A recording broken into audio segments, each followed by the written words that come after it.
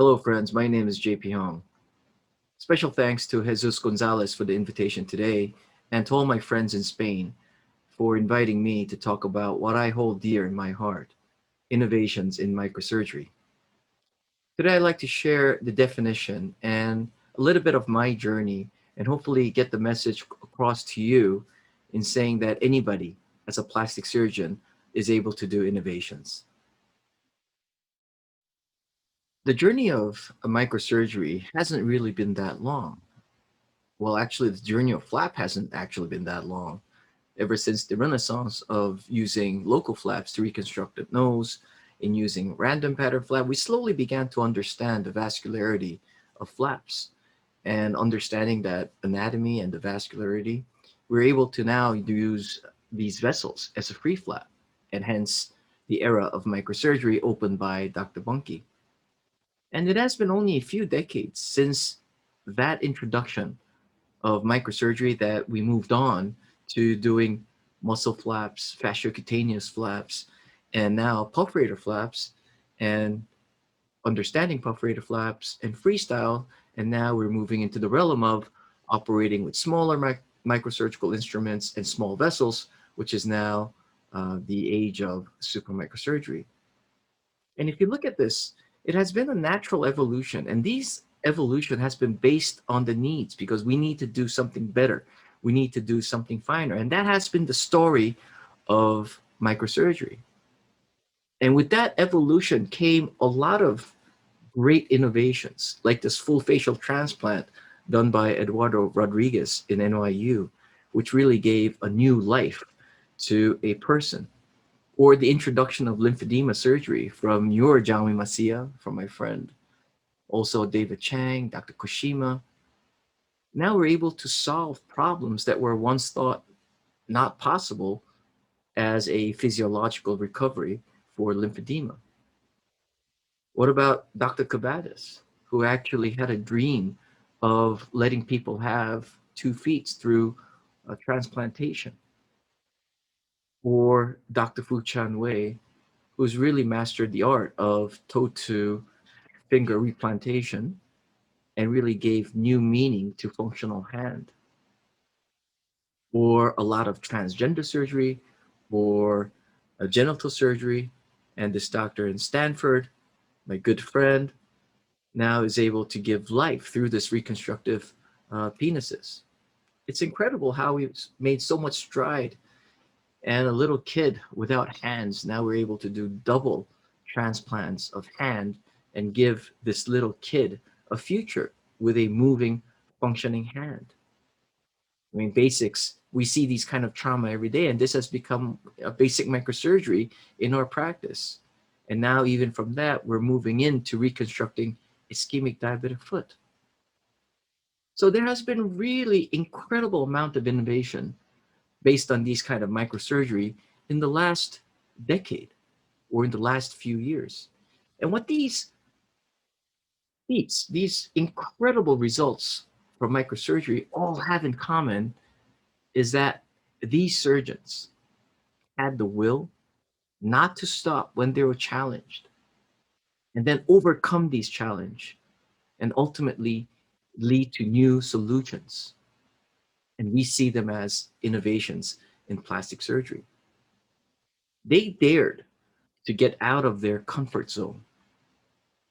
You know, everybody feels safe in their own bubble, but they dare to jump out and really try to provide a new solution. And when you do this, jumping out of your comfort zone, which can be very difficult, very scary, the fear of not knowing, but this is when the magic actually happens. So today I'd like to share sort of my journey in innovation because a lot of people ask, you know, I mean, you're somebody who's been innovating all your career, but I disagree. We all find answers. We try to find new solutions for problems that we have, and everybody goes through this journey. And today I'm just sharing my part of the journey in my hopes that you'll be able to see that our field is all about innovation. If you look at the definition to innovate, This word actually came out in 1540s, and it's sort of like the meaning is introduced as new. It's a Latin from innovatus, and basically what it means is it means to renew, restore, or to change. Doesn't this word sound a lot common to you? To renew or restore? Because that's what plastic surgery is all about. It's to renew and restore function and aesthetics. Plastic surgery, in a way, is innovation because it's always renewing and restoring. And if you look at another meaning, a modern meaning of innovation, it's commonly defined as carrying out new combinations because we're not really creating something brand new.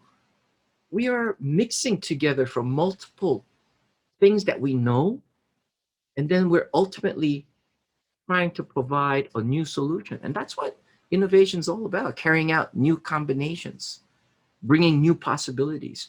And what I think is innovation to me is combining knowledge to overcome challenges and to implement evidence-based plastic surgery to achieve better function and aesthetics. And I think this is what innovation is. And we see this in our daily practice. When I shared, when I first did, uh, in the third year of my training, I went to Dr. Wei, became his fellow, and basically really started to do the ALT, and it was incredible. It was a perforator flap. At that time, it was a very new concept in Korea, and it seemed like it was great. I could do everything with this wonderful ALT flap, and my journey as a plastic surgeon, as a reconstructive surgeon, really started off with the ALT that I learned from Dr. Wei.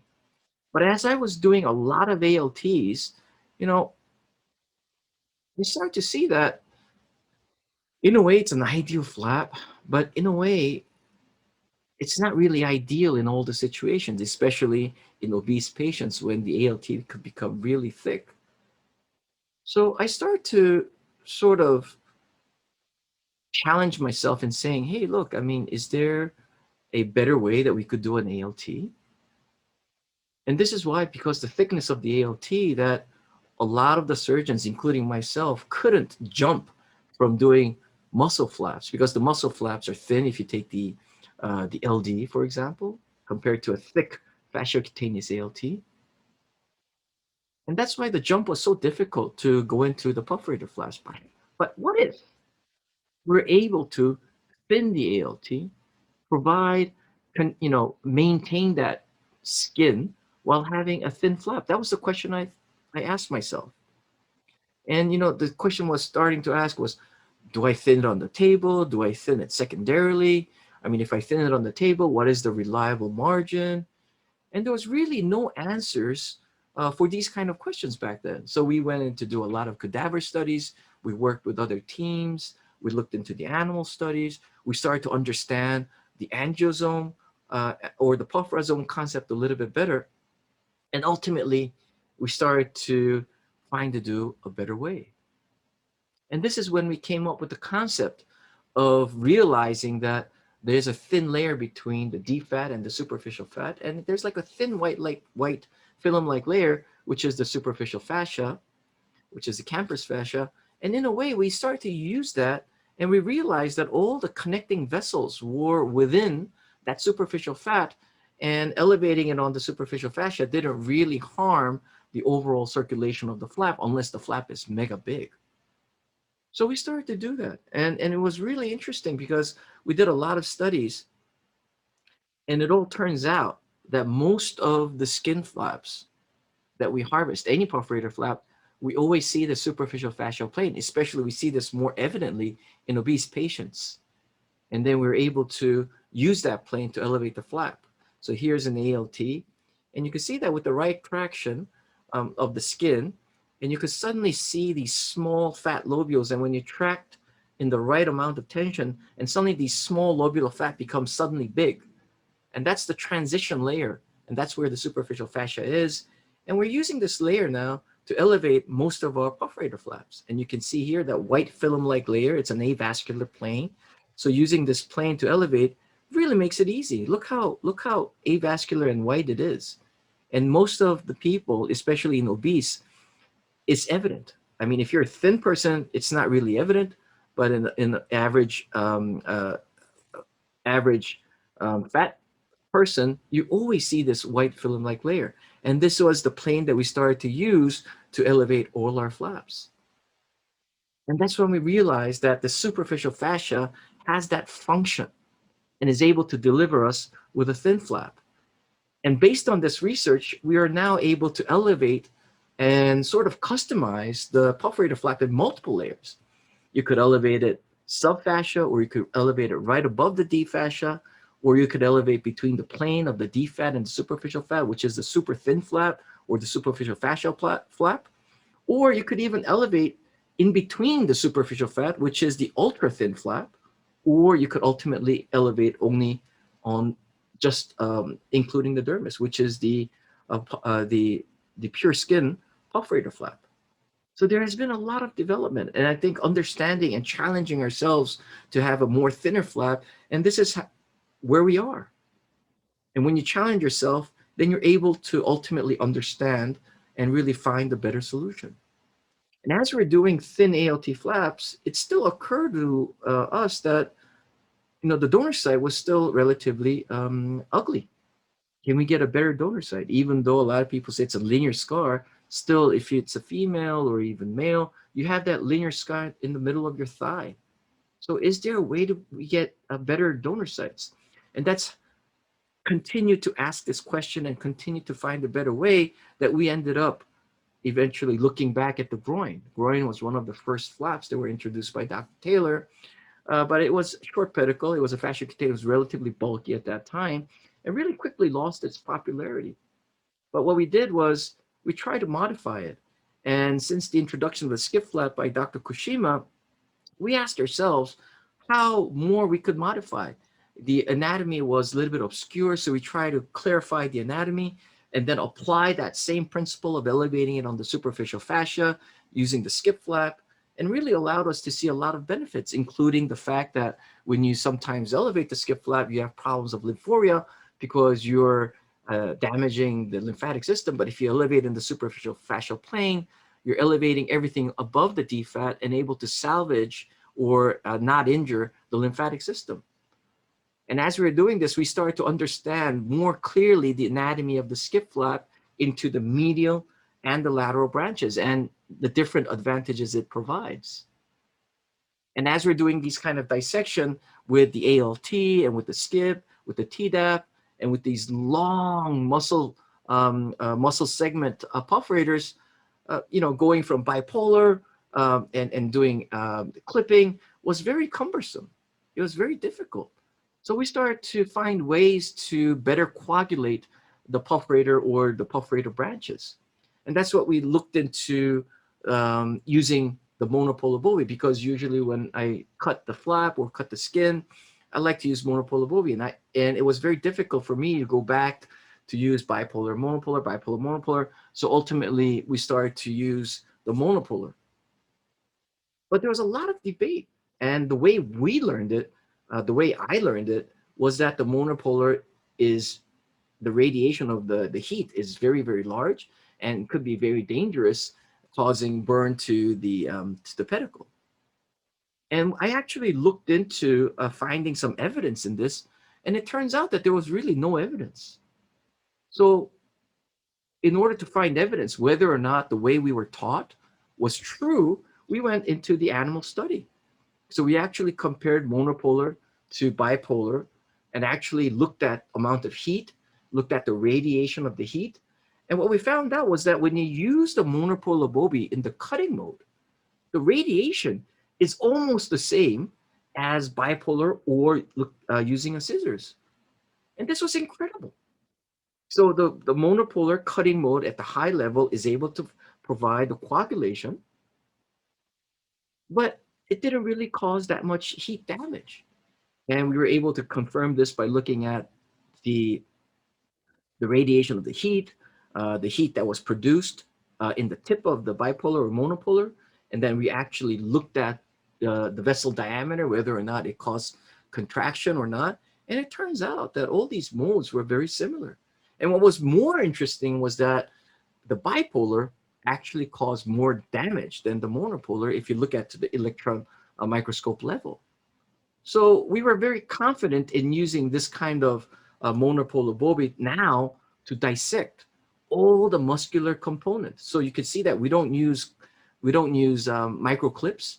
We don't go back bipolar, monopolar, but just using a high power cutting mode, we're able to micro coagulate all these small branches. And you can see that the amount of time it saves, and you could actually see there's no bleeding during the dissection. And this was all started by asking a question. Hey, is there a better way to coagulate these kind of muscle portion perforators? And when you ask, you do the research, and then ultimately we're able to implement this in elevating all our muscular portion perforators in this way today. So you have to ask yourself, I mean, the way we were taught is it's better not to be sorry and to try, but I would actually say it's better to be sorry than safe. Because if you always stay safe, there is no change. If you're going to do everything the same way that you're taught, there is no evolution. If you're going to do everything the same way you're taught without challenging, there is no innovation. And if you have an idea, be brave enough to challenge, to find evidence, to build a hypothesis, and ultimately try it and see whether or not it works. Sometimes you try it, you know that it works, there's a lot of evidence, but on the contrary, you fail clinically. Dr. Cavadas had the courage and the right knowledge to actually do a transplant of the leg, but it actually didn't really benefit the patient in the long run. But if he hadn't done that, we would have never learned that maybe doing a leg transplantation is not the optimal way. It is pioneers who try, and sometimes it doesn't work, that we learn from their failure and we try to improve from their failures. So, in a way, there's no actual failure, there's just a learning experience. And the ones from the pioneers who had the courage to do it, we learn from it and we try to find a better solution. Thomas Edison failed miserably 99% of his time, but 1% changed our lives forever. And this is what plastic surgery is all about. When you sometimes try, you fail, but when you succeed, ultimately, from learning from these failures, these are the ones that's able to change the future of plastic surgery. And the same thing went for me by using monopolar bovine. Now it was much more easier, and understanding the skip flap and defining the anatomy of the medial perforator compared to the lateral perforator really allowed me to be more understanding in how I could approach and provide a better efficient solution. Sometimes when you're using the medial branch of the skip flap, the pedicle was just too short. And hence the idea, because the pedicle is short, what do I do? Do I just do a vein graft that I was taught? No. If the flap can survive on a perforator, why don't I use a perforator as a recipient? Hence the idea of perforator to perforator supramicrosurgery. And this was the idea that I had to overcome the short pedicle skip flap. And ultimately, this worked out very well. So if I had gone to the old way and just did vein graft, it would have also worked, but I would have never come up with the idea of using perforator as a recipient. So when you are stuck with a challenge, try to find a solution. Of course, you could go ahead and use the old way, which always works and it's fine. But ultimately, as you do that, you'll find better ways. And don't be afraid to challenge and try these different ways. So hence now a lot of my practice is using these kind of small perforators to do perforator reconstruction in the lower extremity. And as I was doing a lot of perforator, um, this dangling procedure that we had for lower extremity reconstruction was a little bit troubling because when you start to dangle, the flap swells up a lot. And when the flap swells, I was afraid that, the perforator, the pedicle might have a lot of tension. So I started to ask, do we always need to dangle? And does the flap always need to swell? I mean, what is dangling? What does dangling do? Is dangling needed? And if you think about it, we dangle because we want the flap to accommodate to gravity and thus accommodate to venous pooling. So when the flap swells, the venous pools. So my question was, okay, what happens if we don't make the flap swell? Then do we need, I mean, then will there be venous pooling? Would this be a problem? And hence the idea of early compression in reconstruction. So in these kind of flaps, we started to compress at the time we started the patient ambulating. So we started to compress on day 3, day 4, and then let the patient walk. And what we found out was that, it doesn't swell, it doesn't need venous pooling, and the flap survives just fine without going through that swelling phase. So it really worked out better. It really worked out very nicely. So always challenging the status quo, challenging what you're taught, will come with a better improved solution. And as we were doing this, the question was, okay, uh, does compression cause problem to the perforator or the pedicle? So we wanted to measure the velocity of the flow of the pedicle while being compressed, and we start to use ultrasound because duplex ultrasound allows you to measure the velocity of the flow. And as we were toying with this, we had so much new ideas because of the enormous information that the ultrasound gave us. And actually, we started to toy around with this. And what we also found out was that we started to look into the velocity in local flaps, in propeller flaps. So we start to measure, and when we rotate 180 degrees after the rotation of one side and after the rotation of the other, we start to measure the velocity of the flow. And it actually turns out that it's different. It's statistically different. And there's always a favorable side of rotation. So once we knew, then we said, we have to always measure the flow, and then we have to rotate on the favorable side. And what this happened was that we had far less marginal necrosis. And we're able to define the concept of rotating it to the favorable side that really has a higher flow. And as we were toying with the duplex, we were starting to understand the enormous application that, understanding what's going on underneath the skin gives us a lot of new knowledge and gives us a lot of ideas to take care of the flap in a better postoperative way.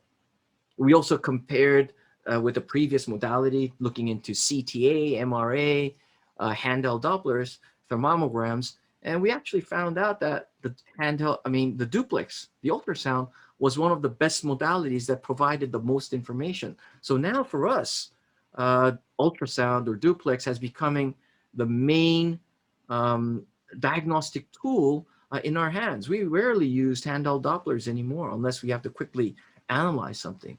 So this has totally revolutionized our diagnostic approach. And as we were toying with the regular ultrasound, we started to understand that there's a very ultra high frequency ultrasound, and we start to understand the difference and how to use higher frequency ultrasound compared to low frequency ultrasound, understanding the difference. And as we understood this difference, we started to look into using these ultra high frequency ultrasound to actually map out functioning lymphatics. So now we're able to map out functioning lymphatics and use these ultra high frequency ultrasound and map out which lymphatics are working, map out the vein, and really have a quick LVA without doing it blindly. So this is an incredible journey. And using this kind of ultrasound allows you to know anatomy, physiology, and it's very easy to use. It's a very short learning curve. And most of all, it's very low cost and low maintenance. So it has been incredible. And through this application, we also found out that when you're doing ischemic diabetic foot, the minimum velocity that's needed for a recipient vessel is at least 15 to 20 centimeters per sec. So now we're able to map out which small vessel to use as an ideal recipient prior to the surgery. So it has been incredible. It has been incredible. And we've published a lot of papers in using the ultrasound. And recently we've published a paper with Jesus. And Jesus has shown how to use this in a post-operative phase, which is also helpful to identify if there's problems in the flow, if there's hematoma, and other problems that can't, we usually wouldn't know what's going on underneath the skin unless you use a duplex. So it's revolutionizing the way we treat, the way we design flaps, the way we do the anastomosis, the way we do the post-operative management. So this has been an exciting part using this kind of ultrasound. And understanding these small flows, now we're able to do ischemic diabetic foot reconstruction. So instead of amputation of the ischemic portion, we're able to salvage the ischemic diabetic foot all the way up to around 85%. So instead of the amputation, we're able to salvage the ischemic diabetic foot. So my journey started off as any reconstructive surgeon. Started off with a very contemporary, very commonly used ALT. And in the last almost 20 years, look at the evolution, look at the development, look at the innovation that followed each step.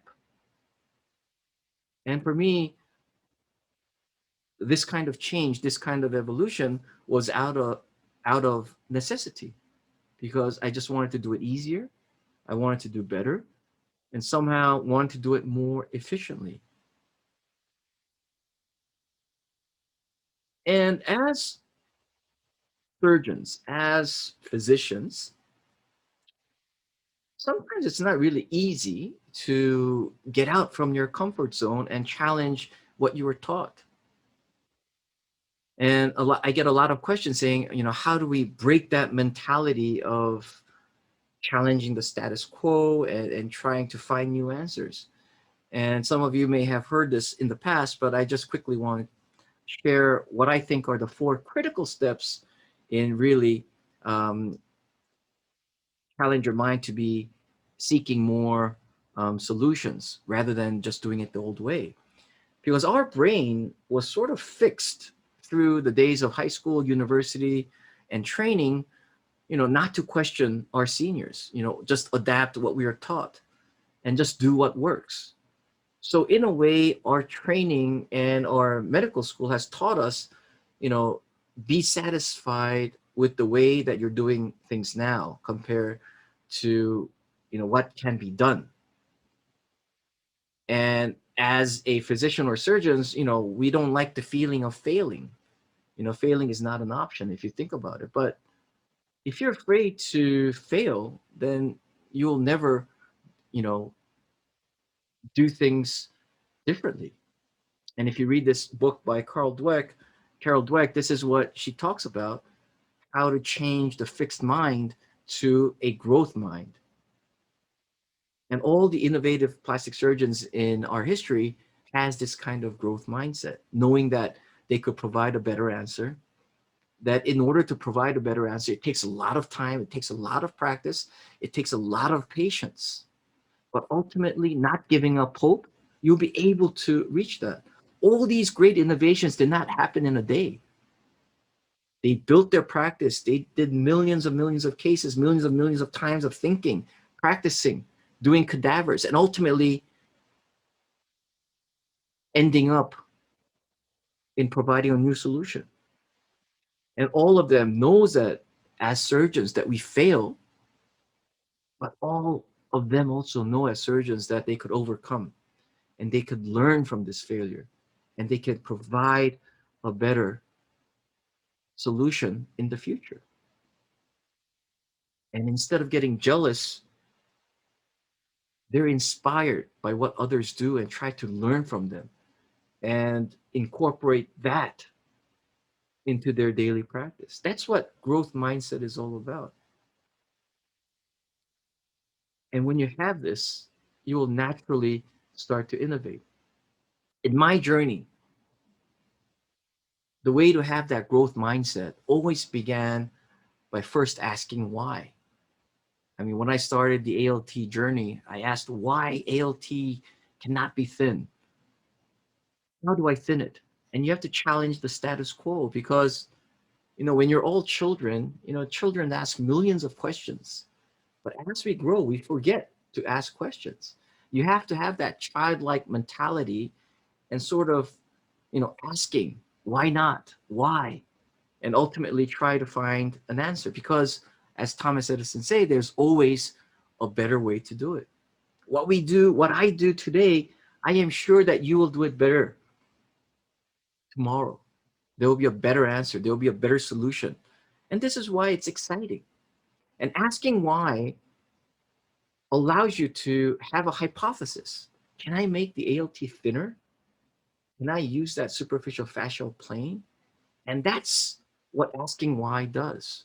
It allows you to create a hypothesis. And once you have the hypothesis, you have to make sure that you find an answer for this hypothesis, whether this hypothesis works or not. So the second, after asking why, is doing the research, looking at the papers, looking at other past journals, talking with people, trying to find evidence. If there's none, you could actually do the animal study that I did, like trying to find out whether monopolar bovie was dangerous or not. And this part of asking why and then trying to find answers to the hypothesis is called proof of concept. So you have a hypothesis, you do the study, you do the due diligence, and you have that small proof of concept. And then once you build this small proof of concept, then you want to sort of share it with your peers and get their input. Sometimes you have mentors in your life. I was lucky to have my mentor, Professor Yun, who taught me how to do microsurgery and how to do lower extremity reconstruction. And along my path, I had multiple great friends and great mentors who are candid enough to give me their true opinion on what my hypothesis and my proof of concept was really what was it about. So Dr. Dave Chang or Dr. Ko, my wonderful colleague where I work with at AMC, validated a lot of my ideas. We had a lot of chats, and it was great. It was great. And of course, you really have to have a wonderful team, strong debates, and what's really important when you have these kind of surrounding people is that you always have to be true to them. You have to be radically candor. You have to really care. And it's not a personal vendetta. It's not a mistrust, but based on trust, knowing that their opinion and their thoughts is going to help me grow, being receptive to their idea. That's what being radically candor means. You have to be true and really talk with them on their behalf and really want them to develop. And that's what makes a great team. And that's what really makes a great environment. So when you're asked a question, be true to them and give them your honest opinion. Don't try to shut them down. Don't try to discourage them. If you think it doesn't work, then tell that because of your experience. But at the end, it's really up to them or not to go on further. So be true to them, but be true to them on their behalf. So I think that's what really makes a great team. And you have to go out and have fun once in a while and go get drunk and have fun. And that's what, when you have this kind of concept that you want to share, and then you could, with this kind of teamwork, with this kind of surrounding mentors, then you're able to polish your idea and then finally have enough courage to actually implement it in clinical practice. Sometimes I get questions saying, hey, look, I don't have that kind of person in my department. Okay, then look somewhere else. Look, in the next hospital. Don't be afraid to approach them. You'll be surprised that, if you approach them, they'll be more than happy to answer your questions. And if that's not there, go beyond your city, go beyond your country. I mean, we live in the age of social media. Use that social media to your advantage. I get this kind of questions a lot, maybe 7, 5 uh, times a day. I try to answer them, and you'll be surprised. Jaume Macia gets a lot of these texts. He answers. Eric Santamaria, Peter Nelligan. You'll be surprised how many people would be accommodating to answer your questions and take advantage of the social media because the world can be your teacher only if you allow it to be. So don't be afraid. Don't be afraid to reach beyond. So when you have a hypothesis, when you have that small proof of concept, when you communicate it with your peers and build confidence knowing that you could do it, then finally you have to implement it in practice.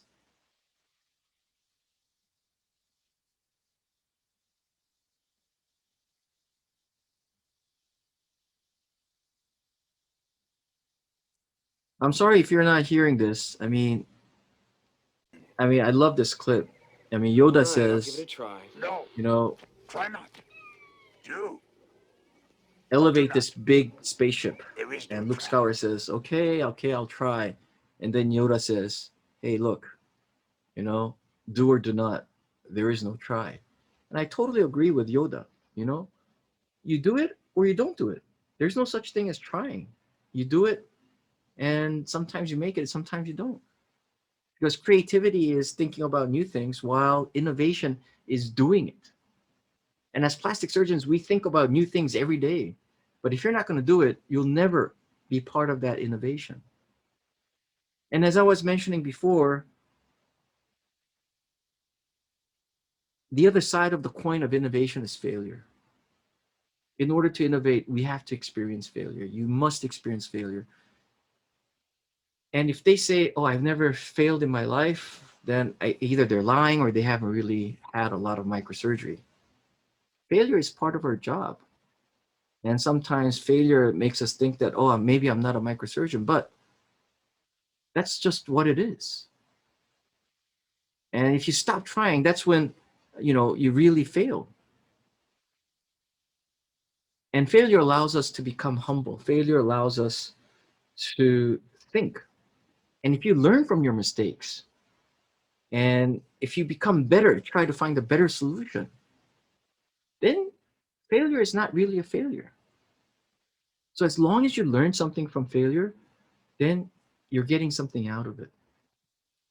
So don't be afraid to fail. And if you fail, don't run into your comfort zone saying, oh, I'm not a microsurgeon. No. I mean, I failed a lot of flaps early in my career. And I told my mentor, Professor Yun, saying, oh, maybe, I'm not fit to be a microsurgeon. And he actually says, said that, you have to kill 100 flaps to become a true microsurgeon. Well, according to his definition, I'm still not a true microsurgeon, but nevertheless, the point is failure makes you stronger. Failure makes you humble. And as long as you learn from it, then you're on your way to a better path. So step out of that comfort zone. Don't go running back when you fail because you're always learning something. And when you jump out of that comfort zone, then you'll see that every day is a new day. Every day is a new day for you to grow. And if you fail, there's going to be another new day tomorrow. So don't be afraid because at the end, pushing yourself will allow you to find a better solution and to really find a better microsurgery. So keep doing it. You learn, you evolve, you improve, you overcome, and most of all, you grow. And so keep doing it, keep pushing. And most of all, believe yourself that you're able to do this. Believe yourself that tomorrow you're going to become a better microsurgeon, and you're always improving. So I think the four steps of what I think are the key elements to get yourself out of that comfort zone is always start by asking why, build a hypothesis, and then build a proof of concept. Try to find answers to your hypothesis, share it with your peers, your mentors, communicate, and then finally, with enough evidence, courage, put it into action. And you'll be surprised how many changes it will allow you to make. Don't let this be just a one time thing. Make this into a habit. Lasting change into a habit. And when this change, is part of you, it becomes a habit. And it's habit that makes the behavior that I can do it, the behavior that I can be better. And ultimately, it's the behavior that will make your character into who you are, into an innovative person. So my journey, as like yours, started off with a simple free flap, a simple puff rater flap, and it has taken me all the way to doing now a new field of ischemic limb reconstruction. So what's next? Where's the future? Now we're doing a bunch of stuff using super microsurgery. We're doing lymphedema, and we're doing bionic limb. We're doing robot assisted microsurgery.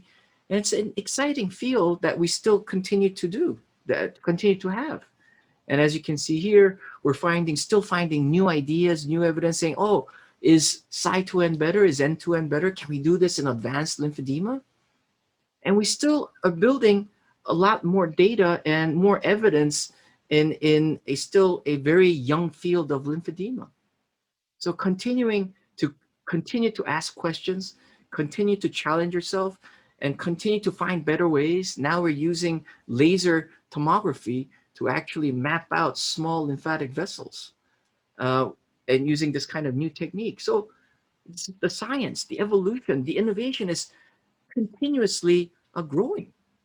Now we're using microsurgery in doing peripheral nerve surgery for amputation patients, in doing and building nerve interfaces, in doing targeted muscle reinnovations, and ultimately we're trying to connect robotic limb with that peripheral nerve and ultimately build a bionic limb like in this patient here that we're currently trying to do. Wouldn't it be great if you had unfortunately had an amputation and have this kind of bionic limb? This is the reality today. And this is another new field of innovation. And now with industry, we're building these kind of ultra fine robots that will allow us to do super microsurgery. And we're working together with Marco and MMI to bring this kind of robotic to do these kind of ultra small microsurgery, and trying to find a better way to actually stably do these kind of small super microsurgery. We're also using augmented reality, virtual reality technique to actually map out just by looking at the skin and understanding what's going on underneath. So it's like a virtual duplex. And this is exciting. It's all this kind of new ideas and new fields that are being created because we want to find a better way. We want to find a better solution. And this is why the innovation starts to starts to never stop, starts to go on and never stop today, because it's our curiosity that it's fueling the future. So I think there's going to be so much new ideas, and maybe there are new ideas that are going on in your field right now that I will be hearing about maybe in a few years. But the point is, never stop asking your question, never stop finding a better way. And you know what? The future That's what it's all about. It's not led by a few persons, it's led by you. Remember what the definition of innovation is: it's to renew, restore, to change. It's the goal of plastic surgery. And as plastic surgeons, we have in our genes to continuously find better answers, to restore, renew, and to change. And that's what innovation is about. And that's what the future is about. The future is about you innovating and being true to the definition of plastic surgery. So, my last slide, I give you this. And I think the future, there's three types of person: who makes it happen, who just watches it happen, or who don't know what the hell happened. So I don't know, what kind of person will you be? I surely know what type of person I want to be. So thank you again for the invitation. And I'm really sorry that I cannot be there in person with you under the circumstances. Hopefully, the vaccine's here and the corona is going to get better. So I'll be able to see you this year. But nevertheless, I had a great time, and I hope that I'll be able to help some of you go back to your practice and challenge the status quo and to provide change and new innovations to your practice. So with that, thank you very much, and I hope to entertain any questions.